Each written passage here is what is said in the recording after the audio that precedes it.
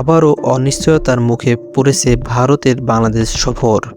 গত বছর সফরটি স্থগিত হওয়ার পর আশা করা হচ্ছিল এবার আগস্ট-সেপ্টেম্বরে সিরিজটি অনুষ্ঠিত হবে, কিন্তু নতুন খবর বলছে সেই সময়ে ভারত খেলতে পারে আফগানিস্তানের বিপক্ষে।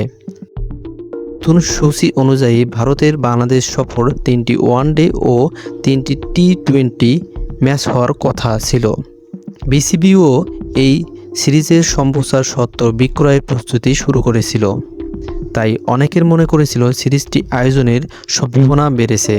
তবে আগস্টে সেই সুযোগ নেই বললেই চলে, কারণ সেই সময় বাংলাদেশ খেলবে অস্ট্রেলিয়ার বিপক্ষে 2টি ম্যাচের টেস্ট সিরিজ, আর ভারত থাকবে শ্রীলঙ্কা সফরে। তাই সবার নজর ছিল সেপ্টেম্বরে। কিন্তু ক্রিকেট ভিত্তিক জনপ্রিয় ওয়েবসাইট ক্রিকইনফোর এক প্রতিবেদনে বলা হয়েছে সেপ্টেম্বরে আফগানিস্তানের বিপক্ষে 3টি ম্যাচের টি-20 সিরিজ খেলতে পারে ভারত। প্রতিবেদন অনুযায়ী ম্যাচগুলো হতে পারে 13, 15 ও 17 সেপ্টেম্বর।